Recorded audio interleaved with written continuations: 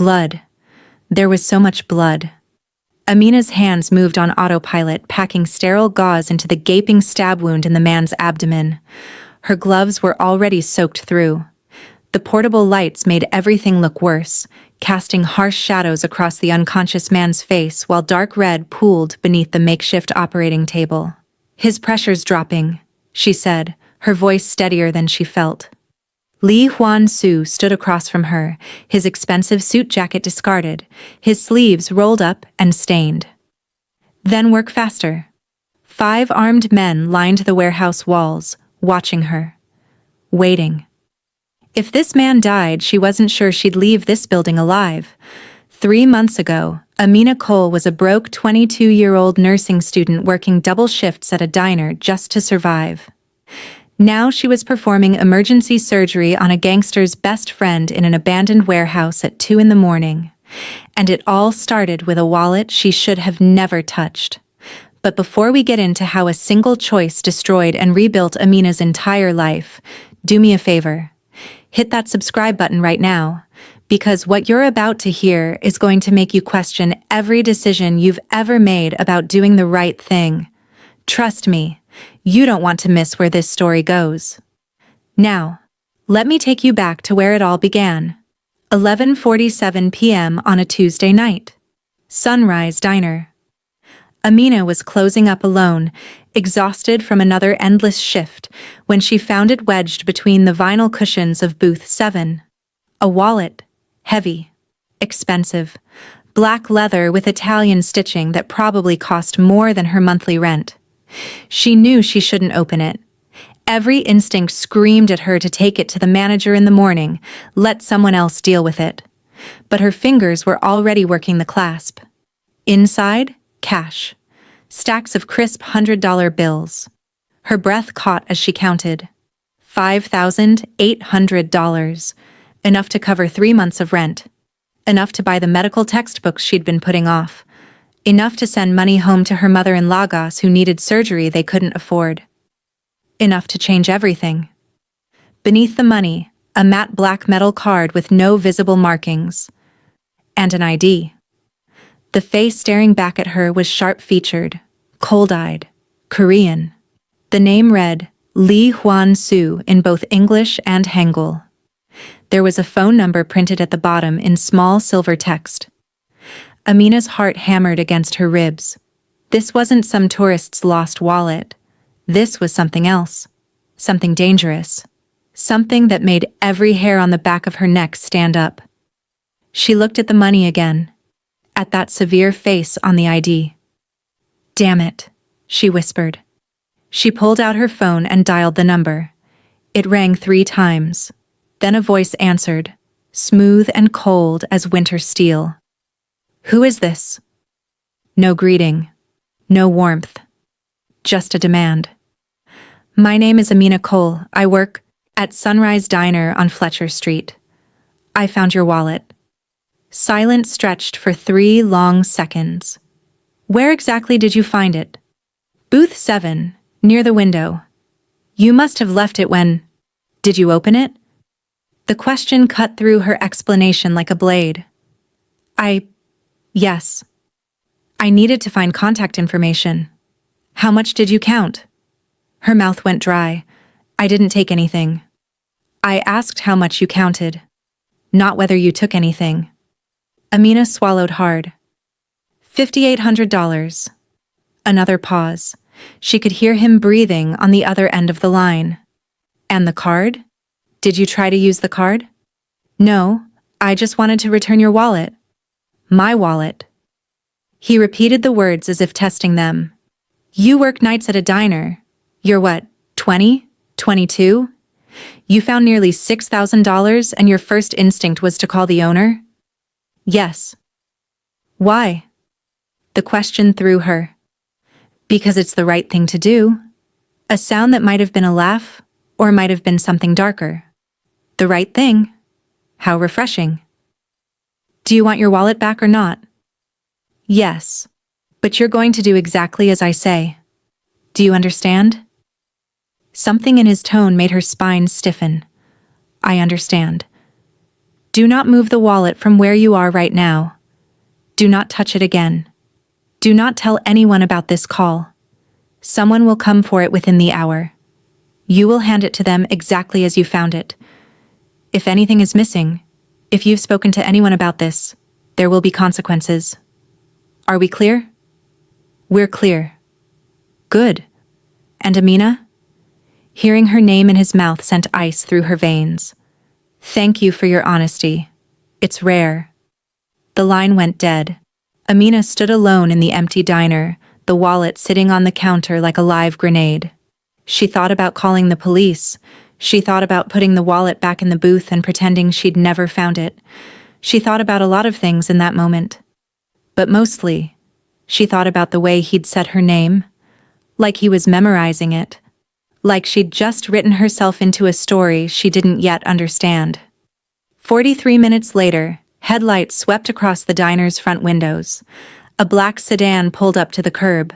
Not a luxury car, but something understated and expensive. The kind of vehicle that didn't want attention but commanded respect anyway. Amina watched through the glass as the driver's door opened. The man who stepped out was tall, built like he spent serious time in a gym, wearing a dark suit that fit too well to be off the rack. His face was expressionless. He didn't look at the diner, didn't check his surroundings. He just walked to the door with absolute certainty. Amina unlocked it before he could knock. "You're Amina Cole." It wasn't a question. "Yes." "The wallet." She picked it up from the counter behind her and held it out. He took it, opened it, and counted the cash with mechanical precision. His fingers moved to the metal card, checking it carefully. Then he examined the ID. "You didn't take anything." "I told him I didn't." The man's eyes flicked to her face, appraising. Then he reached into his jacket and pulled out a sealed envelope. He placed it on the counter between them. "Mr. Lee wanted you to have this. I don't want money for returning what wasn't mine. It's not a reward, it's a thank you. There's a difference. I still don't take it." His voice dropped lower, harder. "And read the note inside, carefully."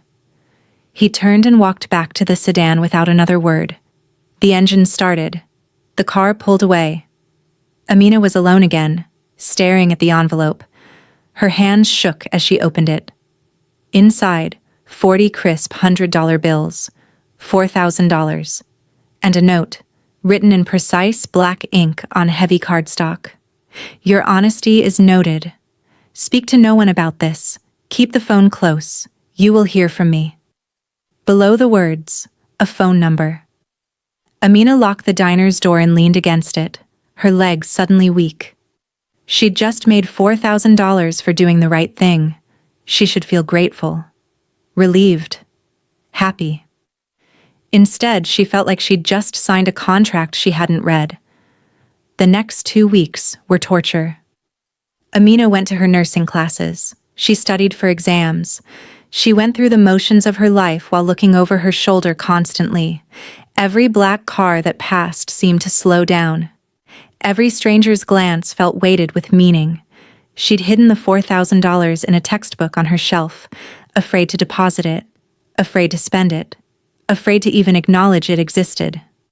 The note stayed in her wallet, though, and the phone number burned in her memory like a brand. She hadn't told anyone. Not her roommate, not her study group, not her mother when they talked on the phone. Speak to no one. But the silence was eating her alive. On a Tuesday afternoon, 3 weeks after finding the wallet, Amina sat in the university library working on a pathophysiology assignment. The library was her sanctuary, the one place where she could focus despite everything churning in her mind.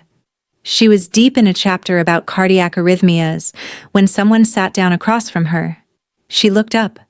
Hwan Soo was even more intimidating in person than his ID photo suggested. Mid-30s, wearing a charcoal suit with no tie, his dark hair swept back from a face that could have been carved from marble. His eyes were the color of black coffee and just as bitter. "Hello, Amina." Her textbook slipped from her hands, hitting the table with a thud that earned glares from nearby students. "Don't make a scene," he said quietly. "I just want to talk." "How did you find me?" A slight smile touched his lips. "I know where you work, where you study, where you live. I know you're in your second year of nursing school. I know you send money home to your mother every month. I know you haven't spent the cash I gave you." Terror and anger warred in her chest. "Are you threatening me?" "No. I'm showing you that I pay attention to people who matter. You returned something valuable to me. That makes you someone worth knowing." "I don't want to be someone you know," Amina said, her voice barely above a whisper. Too late. He folded his hands on the table, completely at ease while her world tilted sideways. "You had a choice when you found my wallet. You could have kept the money. Most people would have. But you didn't.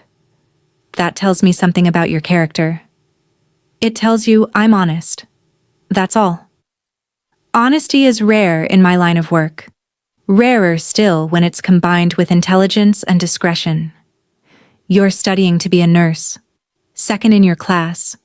Your professors say you have exceptional hands, steady under pressure." The blood drained from her face. "You talk to my professors?" "No. But I have access to people who can find these things out." He leaned forward slightly. "I have a proposition for you, Amina. I'm not interested. You haven't heard it yet. I don't care. Whatever you want, whatever you need, I can't help you." His eyes hardened.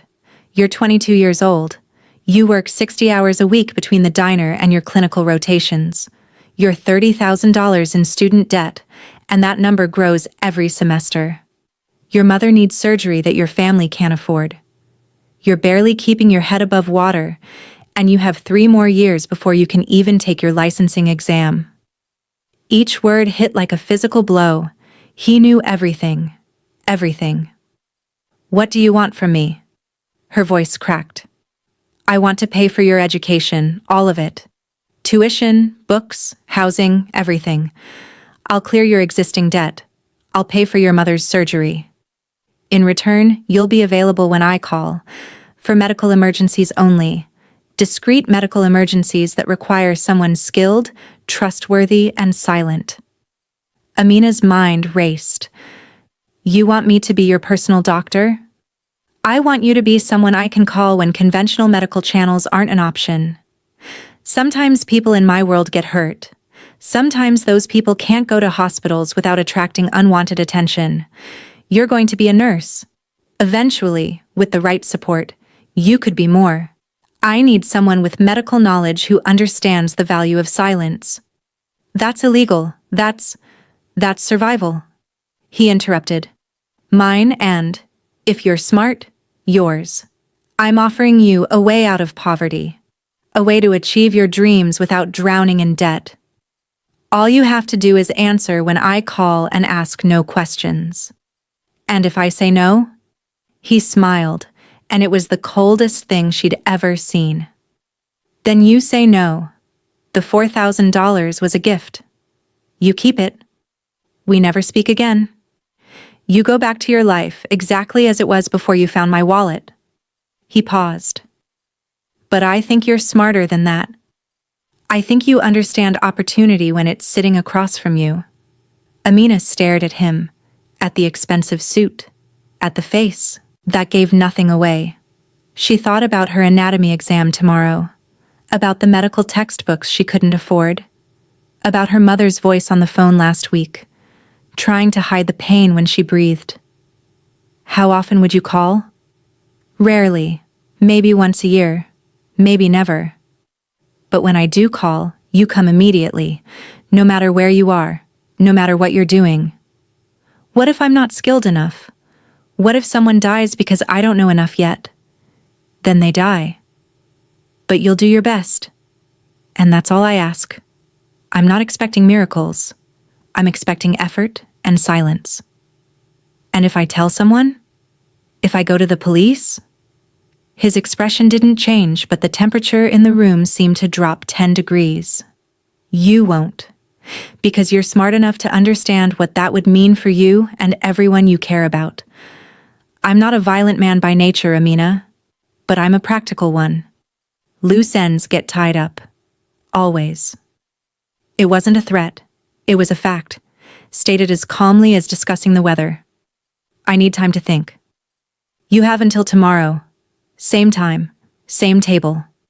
He stood, buttoning his suit jacket. Choose wisely. This offer won't come again. He walked away, leaving her sitting alone with her textbook and her racing thoughts. That night, Amina didn't sleep. She lay in her narrow bed in the apartment she shared with 2 other nursing students, staring at the water-stained ceiling, weighing her soul against her future. Everything he'd said was true. She was drowning. Not dramatically, not all at once, but slowly, inevitably. Every semester the debt grew. Every month she sent money home instead of eating properly. Every clinical rotation she worked exhausted, running on coffee and determination. And her mother.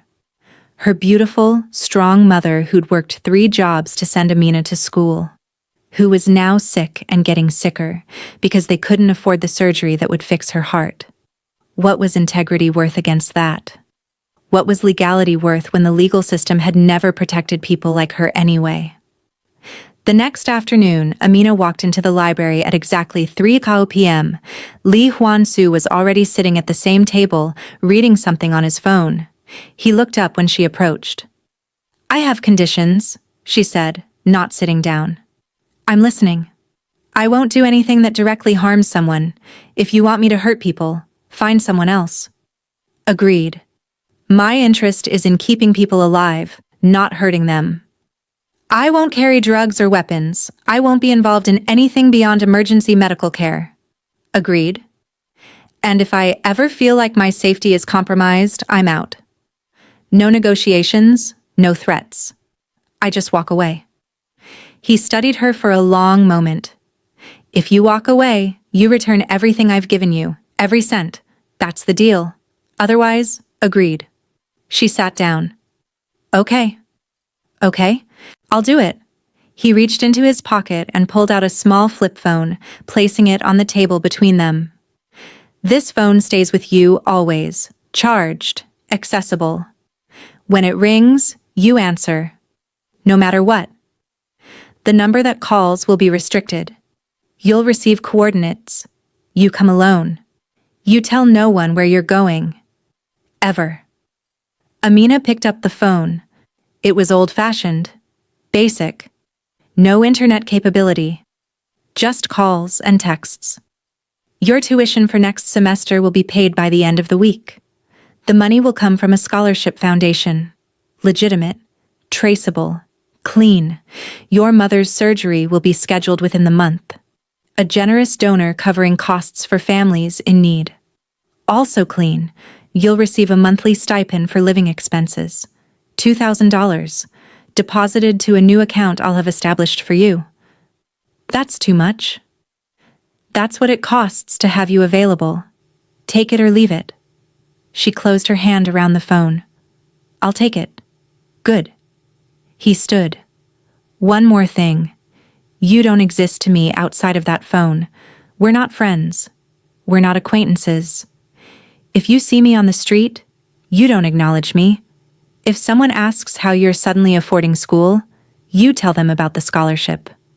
Which, by the way, is real. You earned it through your academic performance, understand? I understand.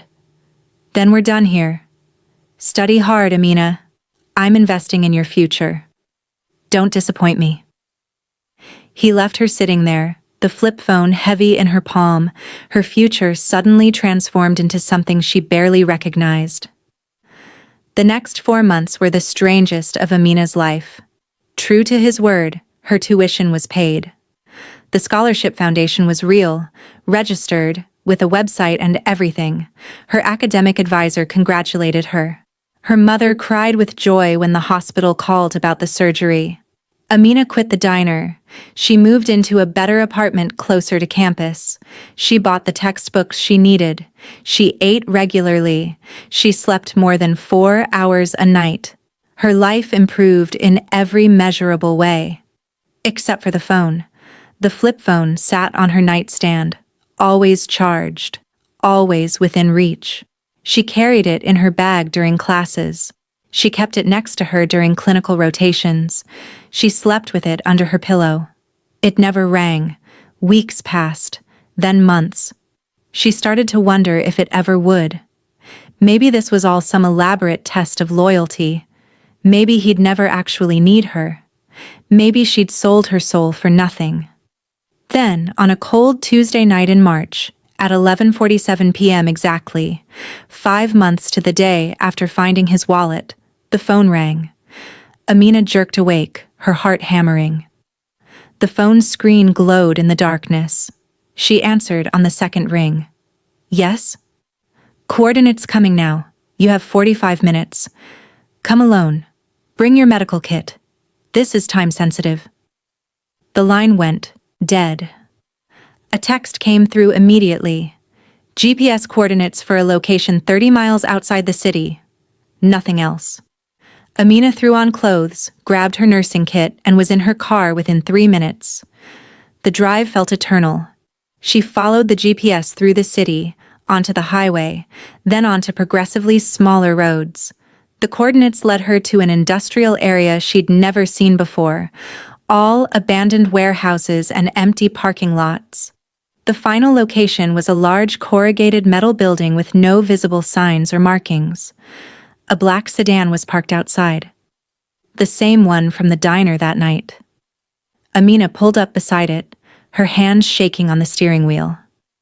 The door to the warehouse opened. The tall man from before stood in the entrance, his face grim. You're late by 2 minutes. Don't let it happen again. Come with me. She grabbed her kit and followed him inside. The warehouse was mostly empty, just concrete floors and exposed steel beams. But in the center, under harsh portable lights, a man lay on a makeshift operating table. Blood pooled beneath him, dark and spreading. 5 other men stood around him, their faces tight with worry. Hwan Soo stood at the head of the table, his sleeves rolled up, his expression harder than she'd ever seen it. Everyone out, he said. His voice carried absolute authority. The men hesitated. Now. They filed out, including the tall man who'd brought her inside, until it was just Amina, Hwan Soo, and the bleeding man on the table. This is Minho. He's been stabbed. 3 wounds. Lower abdomen, left side, and left arm. The arm is superficial. The side is concerning. The abdomen is critical. He's been bleeding for 18 minutes. I've applied pressure, but I'm not medically trained. You are. Save him. Amina dropped her kit and moved to the table, her training overriding her fear. She pulled on gloves, her eyes scanning the wounds. I need more light. And water. Sterile water if you have it. Done. Hwan Soo moved with efficiency, dragging 2 more portable lights closer and producing bottles of sterile solution from a nearby crate. Amina worked quickly. The arm wound was indeed superficial, already clotting. The side wound was deeper but had missed vital organs. The abdominal wound was the problem. Deep, still bleeding, potentially involving the intestines. I need to pack this wound. He needs a hospital. He needs surgery. No hospitals. Do what you can here. I'm not a surgeon. I'm not even a licensed nurse yet. If his bowel is perforated, then you'll do your best to stabilize him until I can get a real surgeon here, but that's 3 hours away. Keep him alive for 3 hours. Can you do that? Amina looked at the man's face. He was unconscious, his breathing shallow, his skin pale and clammy. Shock. Blood loss, infection risk. I can try. Then try. She worked for 2 hours straight, cleaning wounds, packing the abdominal injury with sterile gauze, starting an IV line with the supplies Hwan Soo provided, administering antibiotics from vials she'd normally only see in hospitals, monitoring vitals, adjusting position, stopping bleeding. Her hands never shook. Her mind stayed clear. Everything she'd learned in school, every clinical rotation, every moment of training came together in that cold warehouse over a man she didn't know. Hwan Soo watched her work in silence, occasionally handing her supplies before she asked for them. He was calm, controlled, his presence somehow reassuring despite everything. At 2:17 a.m. the warehouse door opened. An older Korean man entered, carrying 2 metal cases. He looked at Amina once, then at Hwan Soo. "This is Dr. Yoon," Hwan Soo said. "He'll take over now." "You did well." The doctor moved to the table, opening his cases to reveal actual surgical equipment. He examined Amina's work with quick, professional efficiency. "Good stabilization, clean technique. You probably saved his life." He looked at her. "You can go now." Amina peeled off her bloody gloves, exhaustion hitting her like a wave. She'd kept someone alive. Under impossible circumstances with limited supplies, she'd actually done it.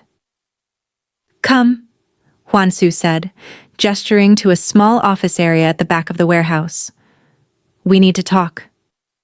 The office had a desk, 2 chairs, and a small sink. Amina washed her hands while Hwan Soo poured her a glass of water from a bottle.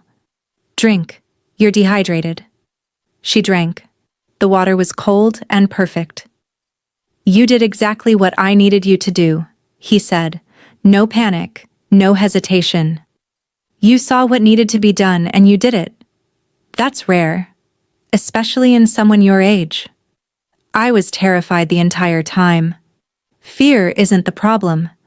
Letting fear control you is the problem. You controlled yours. He leaned against the desk. "Min-ho is my oldest friend. We grew up together in Seoul. He saved my life twice.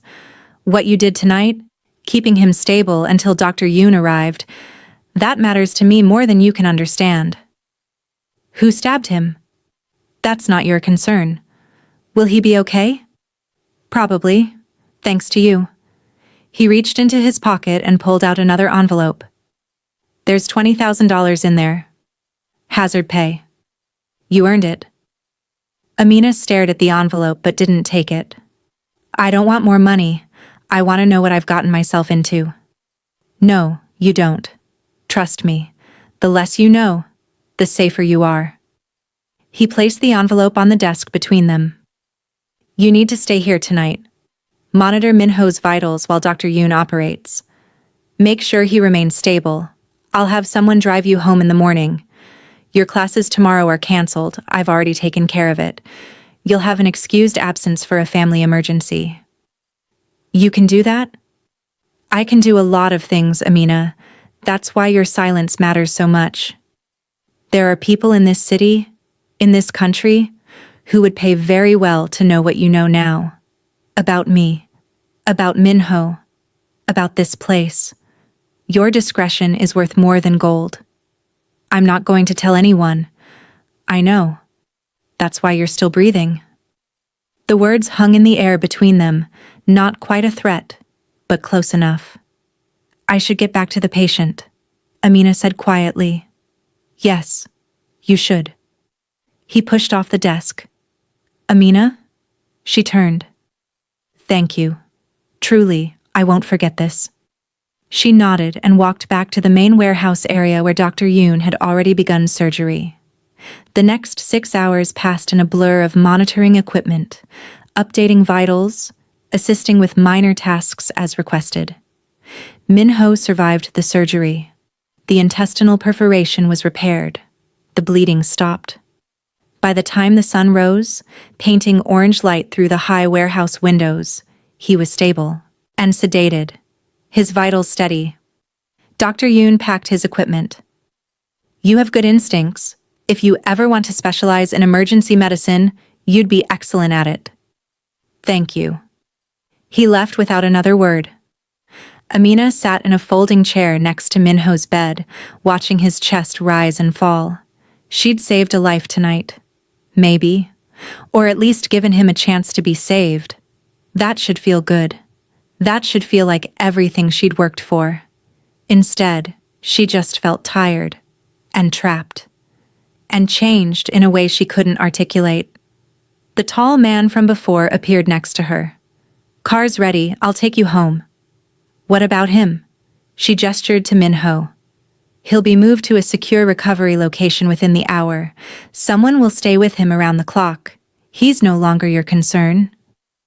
The drive back to the city was quiet. Amina stared out the window, watching the world wake up. People going to work? Normal lives. Legal lives. Lives that didn't include saving gangsters in abandoned warehouses at midnight. The car pulled up to her apartment building. "Mr. Lee asked me to give you this." The driver handed her a new phone.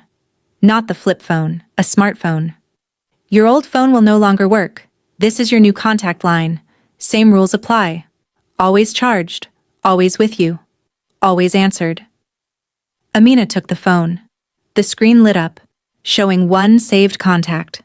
Just a number. No name. "Also, he wanted me to tell you that your academic advisor will be calling about a new opportunity. A special internship at Metropolitan Hospital. Emergency department. Paid. It starts next month. You should accept it. The experience will be valuable." Of course there was an internship. Of course he'd already arranged it. Of course her path was being shaped by invisible hands. "Is there anything else?" she asked tiredly. "Yes. He said to tell you. This is only the beginning. The path you're on now, it goes deeper than you realize. But he also said you have his protection. As long as you remain loyal and silent, no harm will come to you or your family. That's his promise." The driver pulled away before she could respond. Amina walked into her apartment, locked the door, and stood in her small living room. The morning light streamed through the windows, illuminating her textbooks on the table, her nursing uniform hanging on the bathroom door, all the trappings of her normal life. Except nothing was normal anymore. She was part of something now, something dark and dangerous and completely outside the boundaries of the law. She'd crossed a line tonight in that warehouse. Maybe she'd crossed it months ago when she'd accepted Hwan Soo's offer. Maybe she'd crossed it the moment she decided to call the number in that wallet instead of just taking the money and running. The new phone buzzed in her hand. A text from the unknown number. "You proved yourself tonight. Rest. Recover. Continue your studies. We'll speak again when necessary. Thank you for your service." Service. Like she was a soldier in an army she'd never enlisted in. Like she'd sworn an oath she didn't remember taking. But she had taken it. With every choice, every compromise, every acceptance of money and opportunity she couldn't have earned any other way. She'd built her own cage and walked into it willingly. Amina sat on her couch, still wearing the clothes she'd put on in the middle of the night, still smelling faintly of blood and antiseptic.